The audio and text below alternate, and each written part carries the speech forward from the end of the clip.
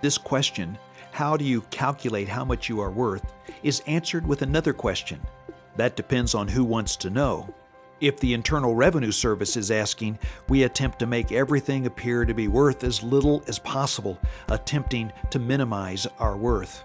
If, on the other hand, it is our banker who is asking, we amazingly become worth considerably more as we attempt to paint the most optimistic, best-case scenario picture of our worth to our lender.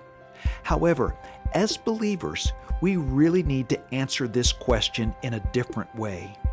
If we want to most accurately calculate how much we are really worth, we need to utilize three entirely different types of valuation methods. Valuation method number one is this: we need to value our life worth rather than our net worth. An older wealthy gentleman once shared his story. He shared that his singular goal in life was to become a millionaire. He imagined this challenge to be like climbing a sheer cliff wall, one hand of rock after another. Slowly, inch by inch, he climbed it. He admitted, after spending virtually my entire adult life struggling to get to the top, I was at last able to reach up and grab the top of the cliff. Then slowly, I was able to pull myself up. So finally, after all these years, I could see what was up there. And do you know what I saw when I pulled myself up, he asked? Nothing. There was absolutely nothing there. How tragically sad. The last thing we should want to do is spend our lives climbing the ladder of success only to realize that once we finally do reach the top, that our ladder is leaning against the wrong wall. And all that we really wanted in life we do not have, and all that we do have is not what we really want. Jesus told us a man's life does not consist in the abundance of his possessions. Luke 12:15. He adds in the parable of the sower, the deceitfulness of riches and the desire for other things enter in and choke out the word. Mark 4:19.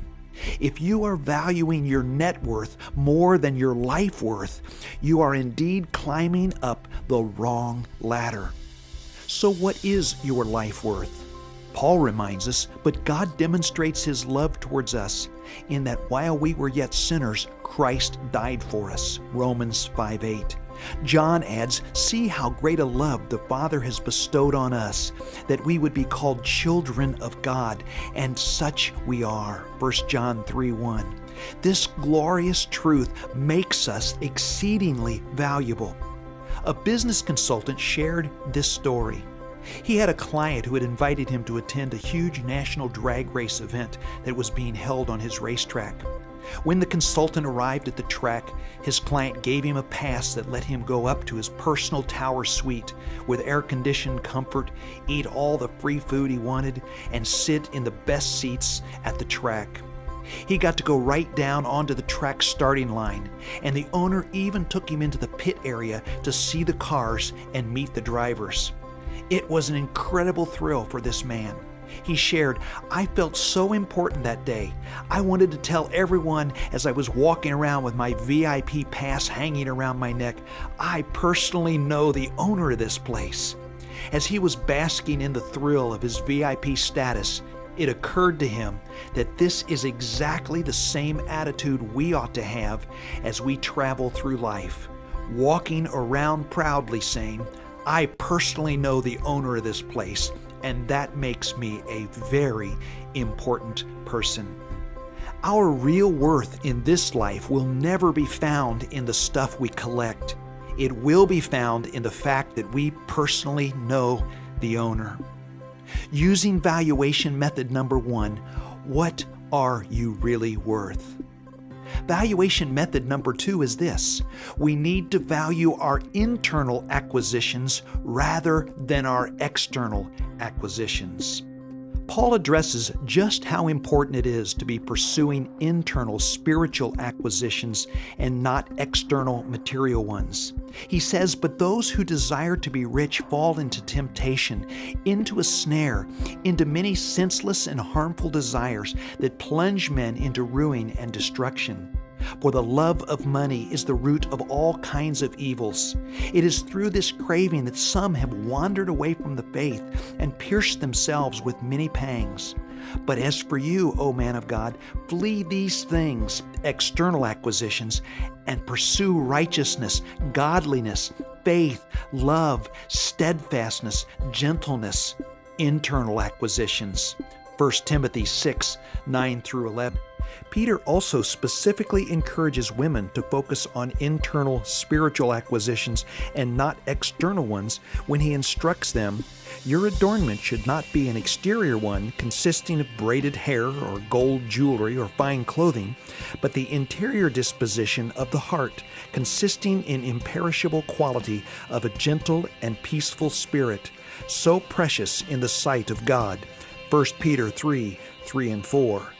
How diligent are you seeking to internally acquire the mind and nature of Christ? This is what Peter says is precious, valuable in the sight of God. There is no more poignant expression of the folly of valuing what we are worth by our external material acquisitions instead of by our internal spiritual ones than when Jesus confronts the Laodiceans in Revelation 3:17. He exposes them, saying, "For you say, I am rich, I have prospered, and I need nothing," external acquisitions, not realizing that you are wretched and pitiable and poor and blind and naked, internal acquisitions. The Laodiceans were valuing the wrong balance sheet. When you read this passage, it might bring to mind the fairy tale, The Emperor's New Clothes. Two con men convince the emperor that the material they are making his new clothes with is so fine that idiots and fools are unable to even see it. The emperor, in order to avoid being labeled an idiot or a fool, convinces himself that he can see the new clothes and proudly parades down the street of the city in his underwear, believing he was clothed in the finest garments, when in reality he was clothed in nothing at all. The very thing he was trying to avoid is the very thing he ended up proving. He, like the Laodiceans, were indeed a fool and an idiot. This is what will happen to us if we choose to calculate what we are worth based upon our external acquisitions instead of our internal ones. We must understand this. What the world esteems greatly, external acquisitions, God disregards.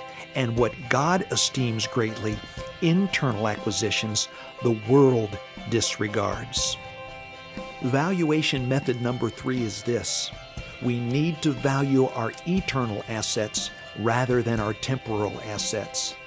The Bible is very clear that our temporal assets will do us no good after we leave this planet. Solomon tells us, and he ought to know, wealth is worthless in the day of wrath, temporal assets, but righteousness, eternal assets, delivers from death. Proverbs 11:4. Jesus reminds us that even a temporal balance sheet that would include everything on earth still is wholly worthless on the judgment day. He tells us, "For what does it profit a man to gain the whole world, temporal assets, and forfeit his soul, eternal assets?" Mark 8:36. You may recall in Daniel where God writes on the wall an unreadable message to King Belshazzar. He calls for Daniel to interpret God's message. Daniel translates, "You praise the gods of silver and gold, of bronze, iron, wood, and stone, temporal assets, but you did not honor the God who holds in his hand your life and all your ways. You have been weighed in the scales and found wanting, eternal assets." Daniel 5:23 and 27. We must be ever mindful that on God's eternal scales, our accumulated temporal assets, no matter how great they might be, weigh nothing. Because of this, Jesus commands us, do not lay up for yourselves treasures on earth, temporal assets, but lay up for yourselves treasures in heaven, eternal assets. Matthew 6:19 and 20. Receiving rewards or treasures in heaven is rarely taught. But the Bible is very clear that even though our salvation cannot be earned by any good works, our rewards in heaven will be directly tied to our good works. 29 times the Greek word for rewards is used in the New Testament. Here are some of the ways the New Testament tells us to grow our eternal assets, rewards, or treasures in heaven. Accepting persecution, Matthew 5:10 through 12. Loving our enemies, Luke 6:35. Giving generously, Matthew 6:2 through 4. Praying, Matthew 6. Fasting, Matthew 6:18. Showing hospitality, Matthew 10:41. Showing kindness towards others, Mark 9:41. Doing good deeds, 1 Corinthians 3:10 and Colossians 3:24. And sharing our faith, 1 Corinthians 3:8 and 9:17 and 18. When we calculate what we are worth, are we looking at what we have here and now, or what we will have then and there? What we keep now, we will lose forever, and what we lose now, we will keep forever. How much would you be worth if you were to eternally relocate today? This question ought to give all of us cause to pause and reflect. Using valuation method number 3, what are you really worth? If we want to know how much we are really worth, we cannot use the world's valuation methods because they are inaccurate and misleading and will only provide us with a distorted sense of worth. God's valuation methods, on the other hand, are true and accurate, and by utilizing them as our standard measure of worth, we can be sure that in God's economy, we can be indeed rich in both this life and the next, regardless of what our current balance sheet may show.